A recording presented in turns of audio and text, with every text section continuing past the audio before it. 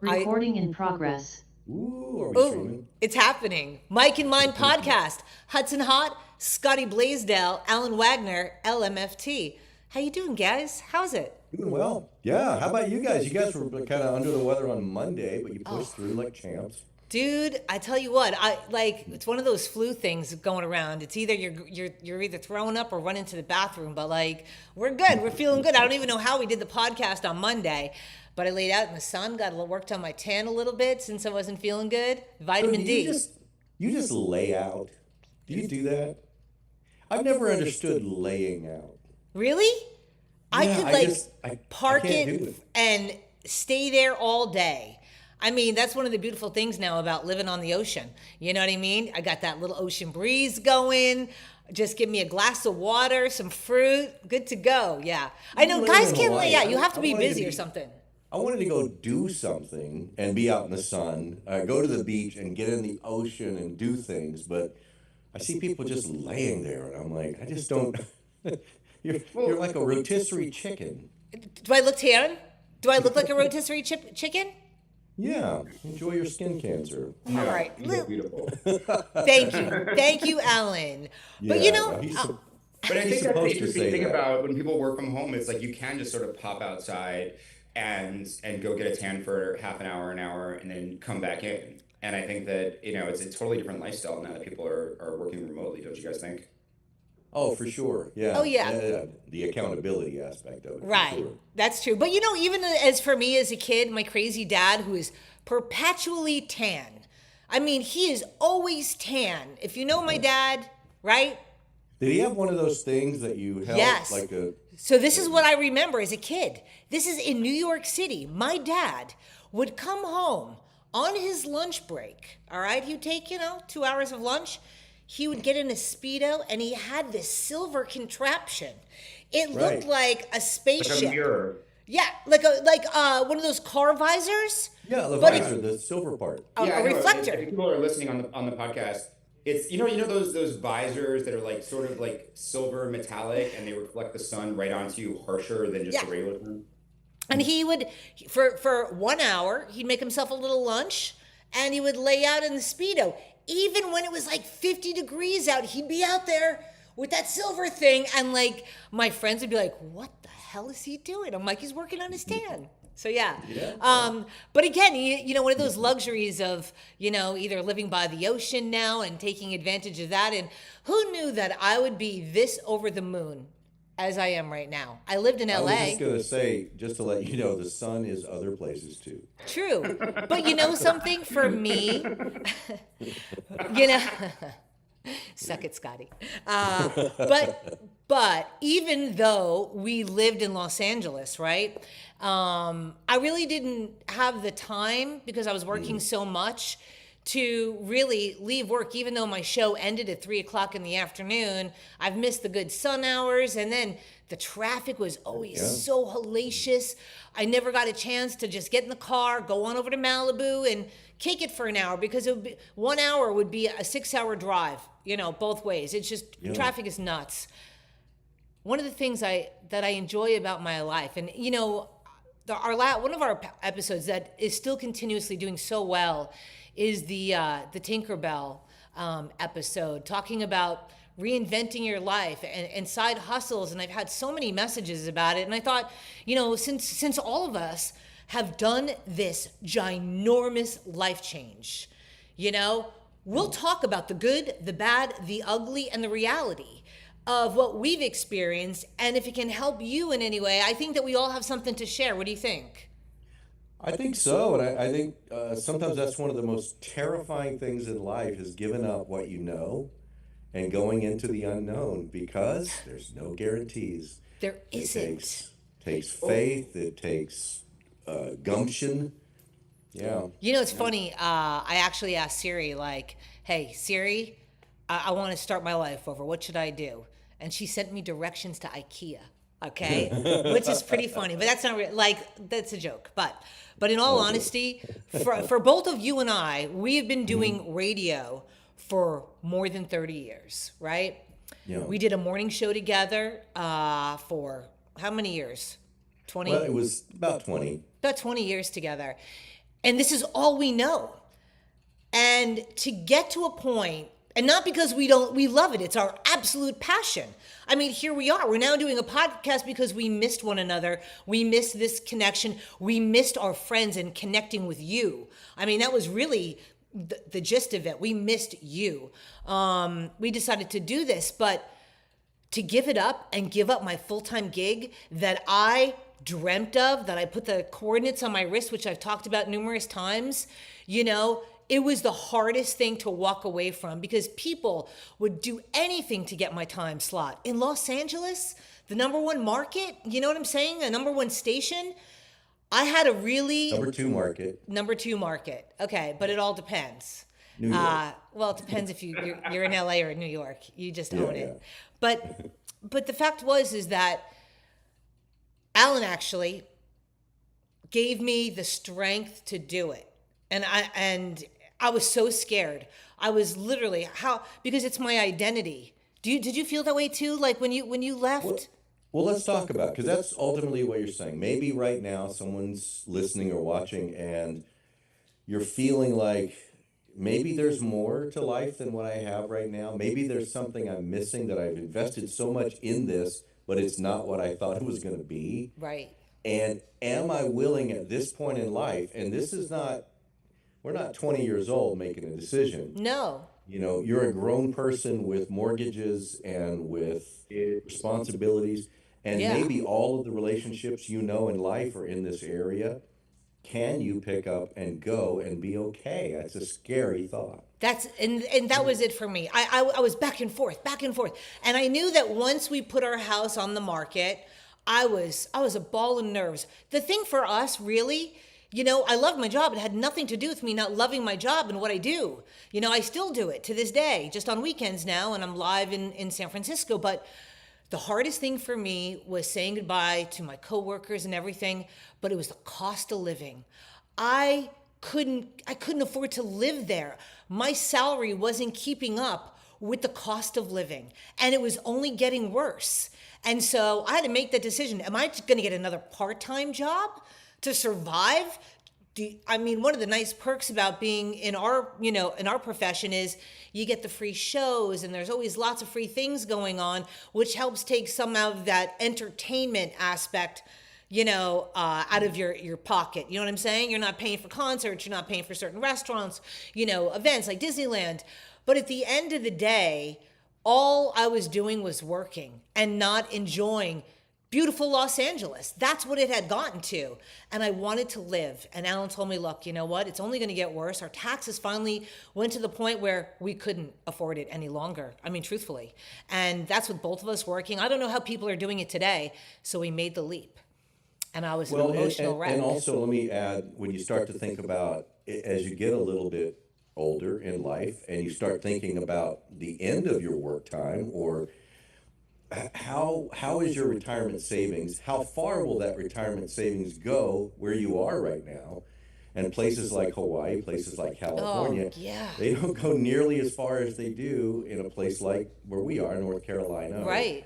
Or other places. So that's a consideration too when you start to think about, should I make a move? Right. On that same subject, there's the money aspect of things, but there's the happiness aspect of things. Mm-hmm. And there's a concept, I don't know if I brought this up on our podcast, but I think people understand cognitive dissonance, or at least you've heard it before. And I think all of us, get very invested in what we're doing. And I heard Hudson say that, like, about her job. And it's like, there's so many people who want her job. And it's like, I've been at this job for this many years, and if I leave, then I have to start all over again. Or I've been with this partner for this many years, and if I leave, I'll have to start all over again. And so there's a lot of people who are unhappy professionally and personally, but they don't make changes because in their minds, it's like they have to double down on the choices they've already made, especially when you get to be our age and like in the middle of life and you have kids. It's not easy. It's like all your friends are there, your kids are in school, and you can find rationalizations to just build up credit card debt or live unhappily. Oh, yeah.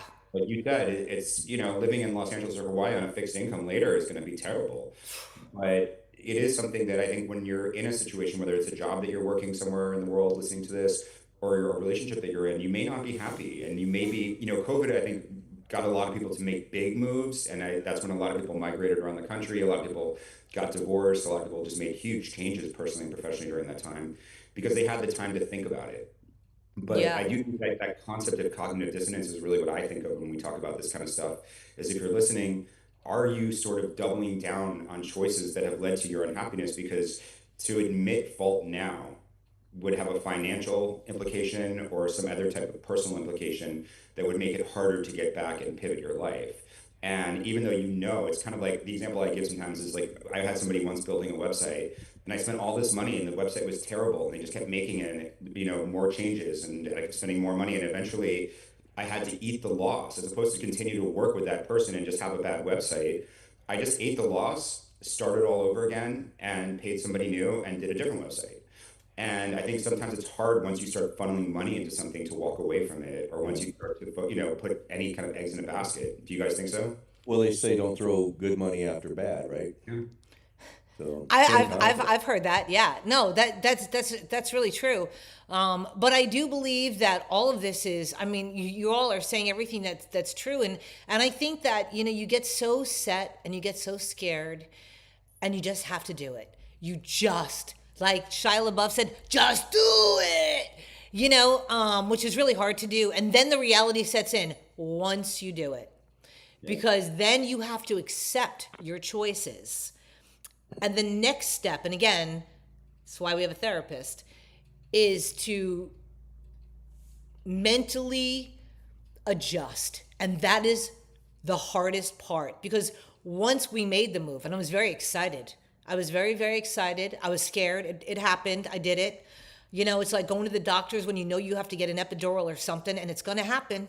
You know the size of that needle, and it's long, and where is it going? You know what I mean? And you don't know where your life is going. That's a weird analogy to make, but but I Well, literally had a nervous breakdown when I got here. yeah. Legit. Well, let me piggyback on that because and I don't think we shared it on the podcast, but I know I shared in an interview recently that my move was motivated out of a family tragedy, but making a decision even after that to give everything up, which was a great job in Hawaii, great friends, and a great life, as we Yeah. talked about. But I know my family needed to be closer to family and to get healing and counseling and things that we needed. And I went to my boss and I said, I need to move. And they encouraged me not to because in our business, you can't give up a good job because there's not another great job waiting. No. There's no guarantees because you're somebody in one place that they'll accept you in another. So why would you do this? You're on a path that leads you to retirement and great things here. And I said, no, I can't think that way. So I told my wife, I go, yeah, it's time to make the move. So we did. And I gave up the job. I came here with nothing, You gave up the security. the security. My wife had a job, to be fair. She was working remotely and she could do that anywhere, but her income was not anywhere near mine. So we were going to have to support ourselves on some savings that we had and just see what happened. I know that feeling you were talking about, Hudson. I remember getting in my car and I was praying to God. I go, why did I do that? Did I do the wrong thing? Is this, I don't see the answer. I don't see how you're going to make this work for me here, but I want to trust you. And I remember having these kind of passionate, honestly fearful, honest prayers. And I started to find people I could talk to about these things and get encouragement. And I still don't know exactly what the ultimate thing is going to happen here. I did get another radio job, and that lasted for about a year and a half. Well, you're not looking for another one now because you know where that's going to go. Well, I don't want. Well, I said to someone, they asked if I was willing to relocate to do radio in a market, actually a decent sized market, and I said, no, this is my home now. So Yeah. whatever I do, I need to do it here. So I built this home studio, and I'm doing commercials, and we're doing the podcast, and Right. I'm working on some stuff for an audiobook, and I'm finding a way to use the talents and skills that I have. Yeah. But it's still scary because I'm building something that I've never had to do before. I've just gone from corporate to corporate to corporate. So to be on your own, it is terrifying, but at the same time, it's kind of exciting because you don't know You don't what you're know. capable of. You don't know what you're capable of. I think it's different for me than you guys because I've been self-employed now for at least 15, 20 years. So I've been slowly, I always kind of talk to clients about the three acts of life, and I won't get into it now, but the second act of life is the structural one, and the third one is how you finish. And I knew for the last, 15, 20 years even, and I was in LA for 30, I did not want to finish in Los Angeles. I didn't want to live that life where, it was just basically a cash-based life. And it didn't feel like it was free. The people didn't feel sincere. It's very Not about everybody, One thing I have learned, it's very transactional. it's very Everything. transactional. But at the same time, I had great friends in LA, and that's what made it, like when we talk about that cognitive dissonance, I have family. And Hudson knows how close I am with my friends, and I have a lot of close friends in Los Angeles, and so that made it difficult for me. But by being self-employed and like your wife being remote, I was thinking ahead to the third act years ago, which was I don't want to lock myself into a city. And that's even as a therapist, when TV things and stuff like that had come around, the types of projects that would be shooting in Los Angeles and would require, if they were successful, for me to stay in Los Angeles weren't things that I even looked at. Like people would say to me, like, what's your aspirations? Do you want to be like Dr. Phil, or do you want to be something like that? And in reality, Dr. Phil is a very highly paid, or was anyway, a very highly paid employee, but he still had to show up where they told him to. He still had to make his schedule around that. He still had to request time off. He didn't really control his life. And so for me, controlling my life and having freedom was more important than money. So when it came down to leaving, it was just a matter of, when Hudson was going to have the opportunity and where we would go, financially. But as we've gotten to North Carolina, I understand what you guys are talking about. It's a big transition. I lost my friends. I lost my family. I had to go get licensed here in North Carolina. So I have a California license and a North Carolina license, and start working on other businesses here. It was hard. But I think as we've started to make friends, things are changing. And I think that's the cool thing about it, is that we're building friend groups, piggybacking what we talked about. Right. We talked about it. That's another good episode, by the way, about making friends. It's really difficult when you're in your 40s and other couple friends to go out and have fun with on dates and stuff. And it's another good episode to listen to. But I think once you start to make friends, you start to love your home, you start to get your routines going, you start to find the restaurants that you like. I could see myself in 10 years where Wilmington is just home. And Hudson and I talk about it. Even if we were to move to a different home at some point, I don't think we would leave this area. We really like the area. We really do. But again, it's a little scary taking that leap, and then all those emotions eventually hit once you do, And I do remember feeling I made the worst decision of my life. I gave up everything I loved. But don't you end up hearing from people about all the crazy crime things, about all the costs going up even more in Los Angeles than they were when we were there? Oh, we get yeah, these updates I do. From Nextdoor, from Citizen, and they're telling us, even in the nicer areas of Santa Clarita where we live, which are just residential, there's crimes, there's gangs, people are frustrated, the traffic is even worse because a lot of the west side burnt down, and it's not a good place to be. And everybody who's there seems pretty unhappy, in my opinion. So as much as we can idealize what Los Angeles was, and just like with you guys with Hawaii, I'm sure when you left, when I got to LA 30 years ago, I loved Los Angeles. It was like the movie Swingers. I was going with my friends, and we were all in separate cars, going to bars in West Hollywood, going to bars in the Sunset Strip, going to parties in the Hollywood Hills, and really living it up. And you could go down to Melrose and buy clothes or CDs, and it was cool and it was safe. It's not like that anymore. And since the riots and since COVID and since everything that's gone on there, So that makes you feel better about the choice that you made. oh gosh, But it doesn't still change, Alan. That still doesn't change the feelings that you have internally for giving up everything that you've known and done and loved. It's hard. It's a big one. Those feelings are real, and you find out like you're just second guessing your decisions, and all of those emotions come flooding in, and you literally can just sit in your room and cry. And even though you're doing other things, like, I also opened a little clothing boutique, right? So I sell clothing, and it's like a little tiny boutique I have. And I do it out of my home. I was eventually going to open a little brick and mortar, but, with the cost of rent, I don't need to do that. And it's not my passion. I love dressing people, and I love making people look good and feel good. I always have, me, oh my gosh, even the pants that you talked about. I bought you pants, right? I love fashion, but that's not my passion. This is my passion, being here with you, and talking to our friends and helping you deal with the same crap that we've dealt with. And now we have something to share with you and our experiences, and maybe it'll help you in some way. Well, I think we're doing something that we love, and I think it's cool. And that's, I guess, when I was talking before to people who were listening, are you happy with your life? Are you happy with your partner? And again, that doesn't mean it's a bad partner. It just means that maybe you need to change you, and it's not the relationship. But maybe you need to go to couples counseling, or maybe it is the relationship. And maybe you've stayed in a relationship that just felt like roommates for a really long time because it was too scary to get out of that relationship. So it's like we had kids. I don't want the kids to be from a broken family or anything like that. So people stayed in unhealthy marriages where they weren't even friends.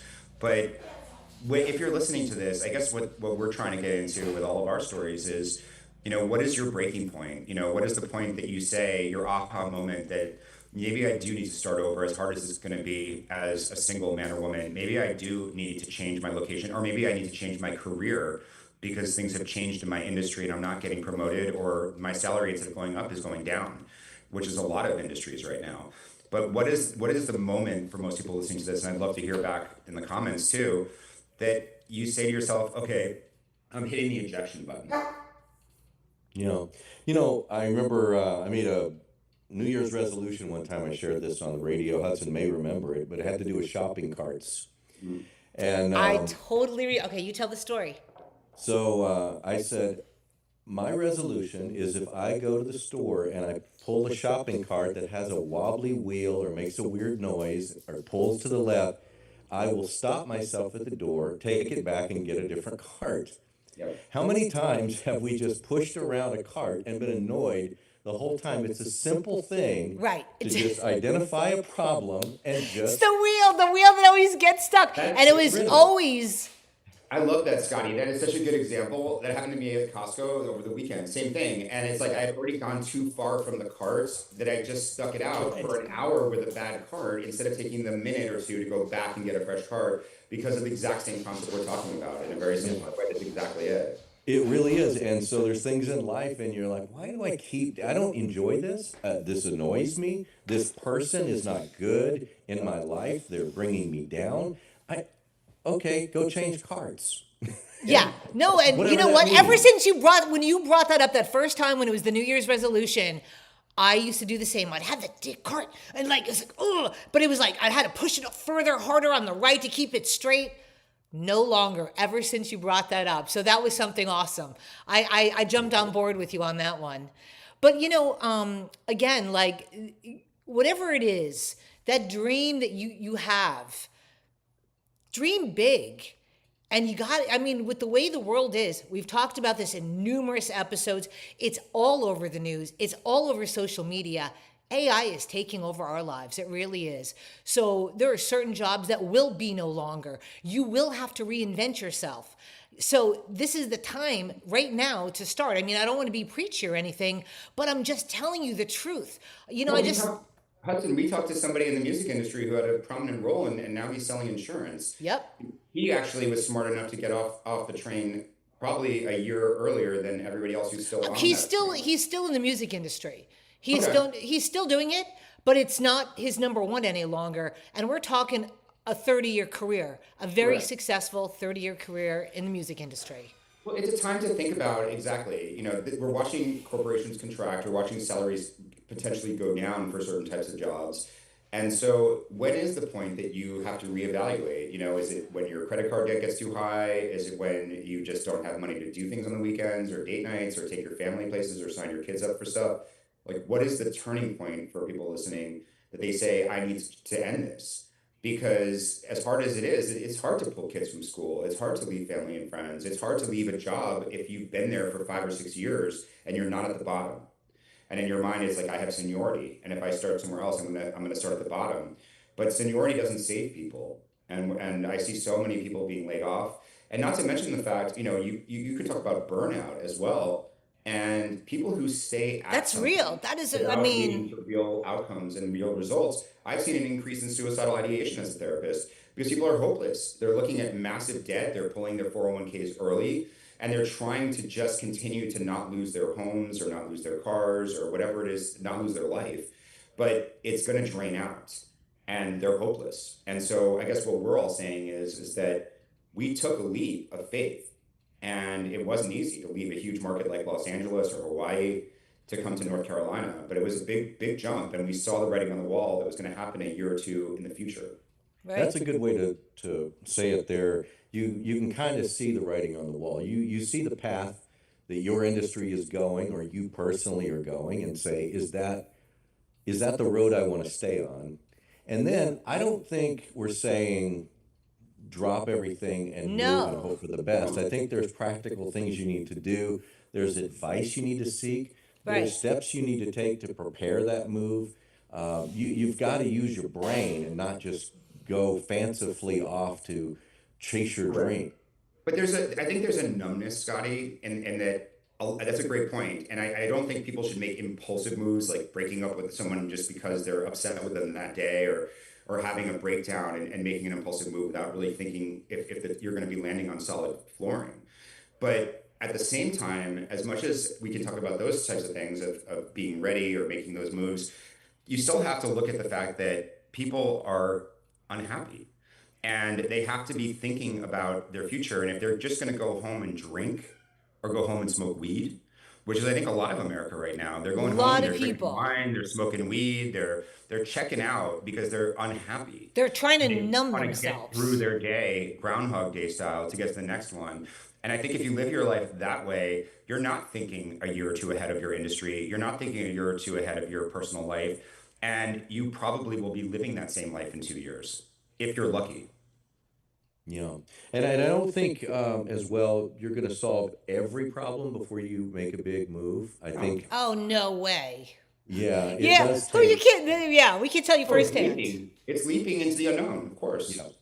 But so, Alan, maybe you can give us maybe an outline of something that a starting point. What is a good starting point right now for somebody who is in a job that possibly is just not paying enough for them to pay their bills any longer? Might be a dead end job because it's going to be, eventually replaced by AI. Like, how does somebody make that first step into just jumping? How do you do it?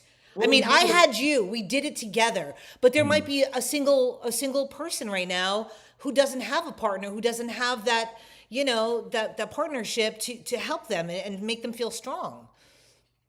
I think you have to be honest about whether or not you're making an effort to strengthen if we're talking about a marriage, let's say, or a relationship.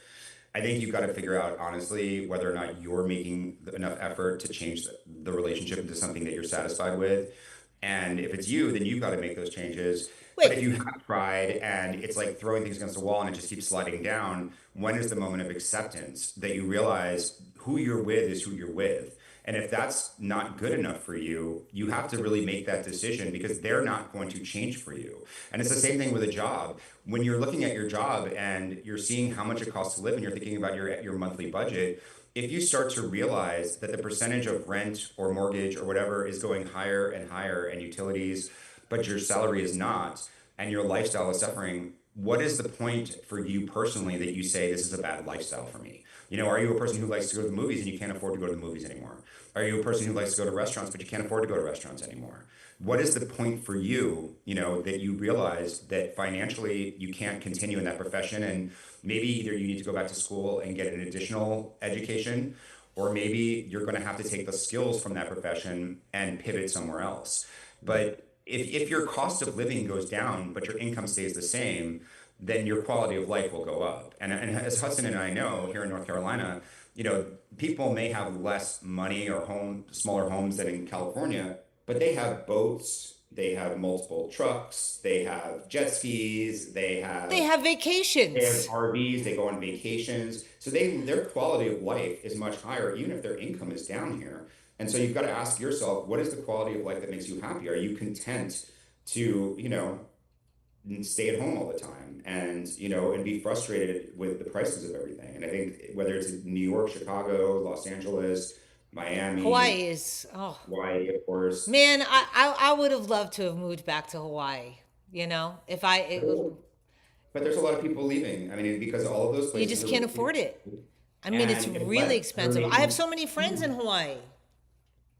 agreed. It's not easy. So to your question, Hudson, I think what I would tell people at the beginning stages, if you look at your personal life and you look at your professional life, I want you to think ahead 2 years. Like close your eyes right now, listening to this podcast, and think about, if I did nothing, what would happen in 2 years? Would I get promoted or would I stay the same? Is my business or company going in the right direction? Do my bosses like me? And are they typically, over the history of me working there, do they promote people? Do they give raises? What is my life like at this company? And will this company be okay in a couple of years? Are they doing well? Are they laying people off? How are their stocks? Yeah, what are the bottom line Look at of their this stocks. company? The stocks will tell a pretty solid picture of your company and the direction that they're going. Well, I have a boss that is just a jerk, talks negative, talks down to me all the time. I mean, of course, I'm self-employed. I'm like, what are you talking about? Like who? But but it's like that, when you have to do things on your own and you're not used to doing. I know you've been entrepreneurial a lot, Alan, but you have to be positive. You have to. I struggle with, and people, this is almost overused these days, with that imposter syndrome, Yeah. where if you're out of where you were getting success or whatever, then you feel like, was that not real? Was I really not that good? Was I not that interesting? I'm probably boring. How did I could never do that again. People will see through me. They'll know, blah, blah, blah. And you start to just doubt every move that you want to make. Right. It is, it's paralyzing. I think what helped me in entrepreneurship and working for myself, which I think a lot of people have side hustles who are listening to this and they're also working for themselves in some way, is you don't have a boss. Like, I loved your depreciating joke, Scotty, about your boss, which is you. But that's the same thing with me. Hudson knows I'm a crazy list maker, and I know what I'm doing any given day. And it's a very weird job being a therapist, because, especially a couples therapist, because my individual clients always stay the same. But because I try to be effective, I may see couples 4 or 5 times before they're done. It's very referral based. So I'm constantly not going into my given week, walking a tightrope of not knowing what my schedule is for that week.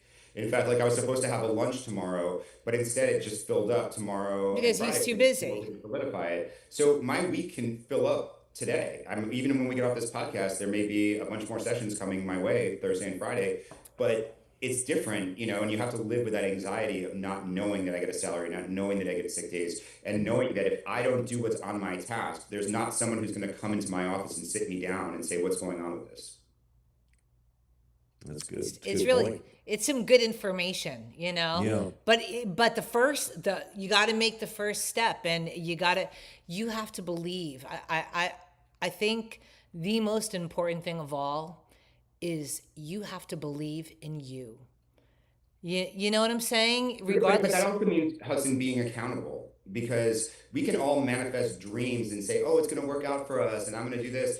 But if you don't set deadlines and goals of when you're going to complete tasks, then Right. you shouldn't work for yourself.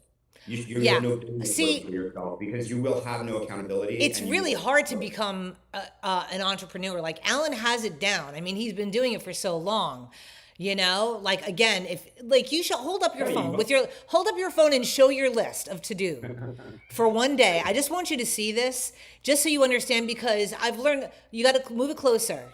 I know, well, I can't. It's personal stuff. I can't. I don't want to get into showing everybody. Okay. But it's a massive list. It's a massive every list, and week. for one day. And what he does is he puts after he does that thing, he gives it a thumbs up.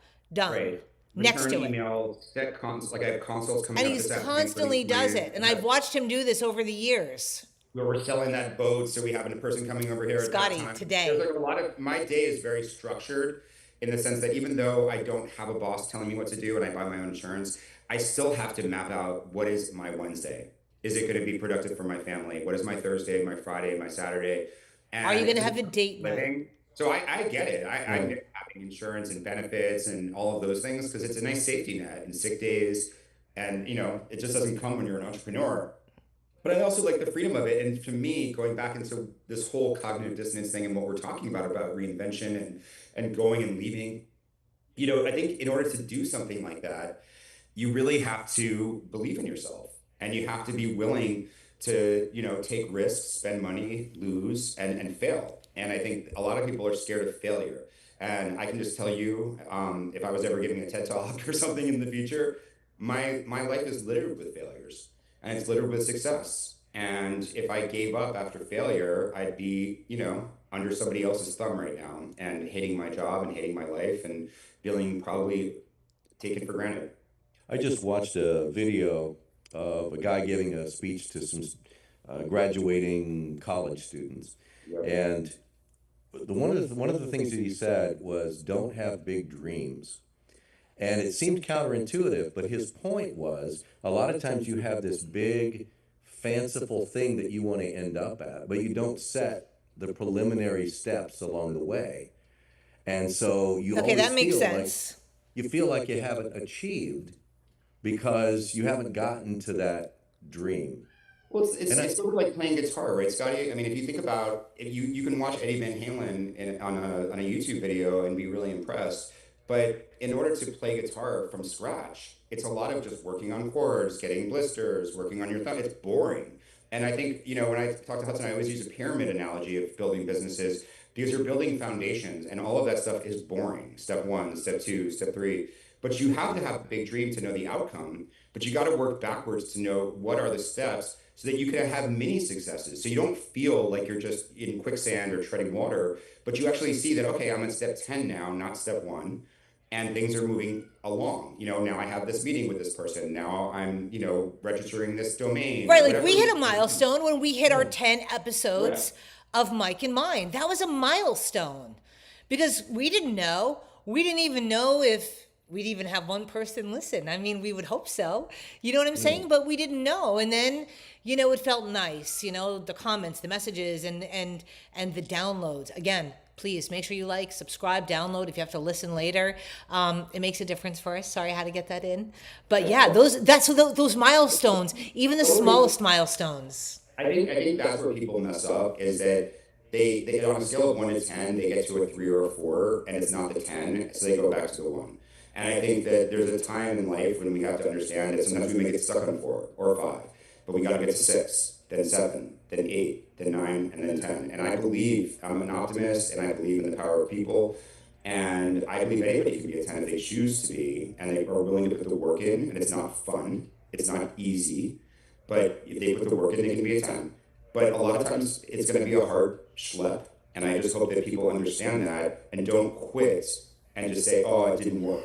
Because I think that's unfortunate when that happens because it's never easy. And any person that you'll ever see that's successful has so many failures in their past. And something else to keep in mind, you're not going to have instant success. There is no such, honestly, it's very rare if you have instant success. Any kind of success usually takes minimum of 2 years. Yep. So, and this is proven. I have a friend who owns a company called Lovesack. Do you know what Lovesack is? You've maybe seen it at the mall. Those oversized, ginormous beanbag chairs, and they have these sofas that are like amazing. But anyway, his name is Sean, and he's written some incredible books.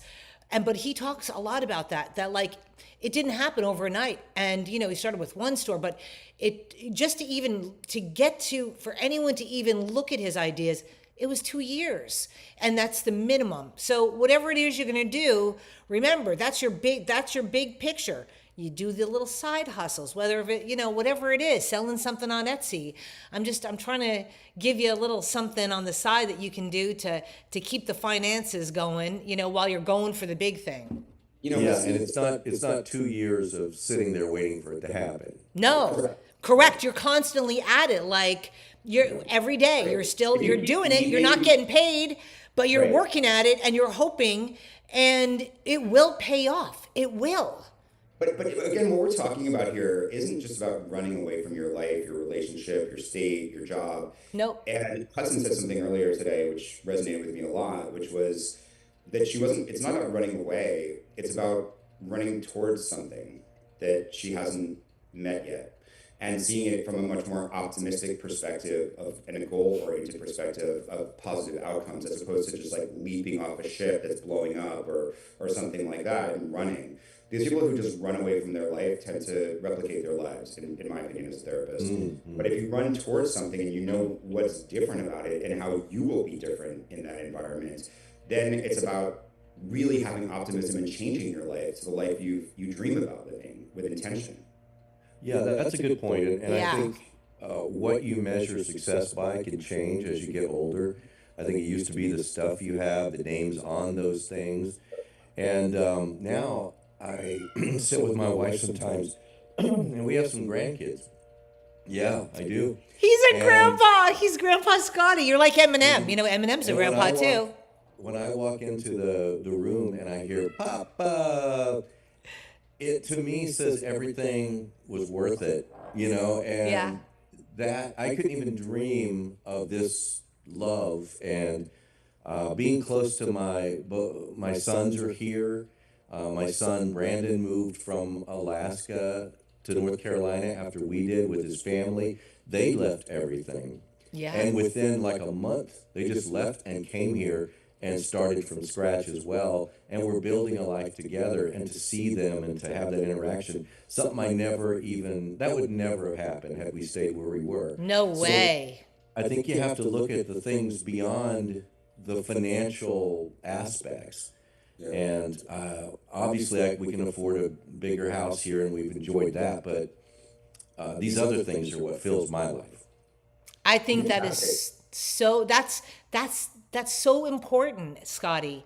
Family is so important, and the fact that you get to do that now, that's your happy place. You know what I mean? So that's where your happiness is coming from, and everything else is just okay. I got this. I can keep going. I can keep doing this.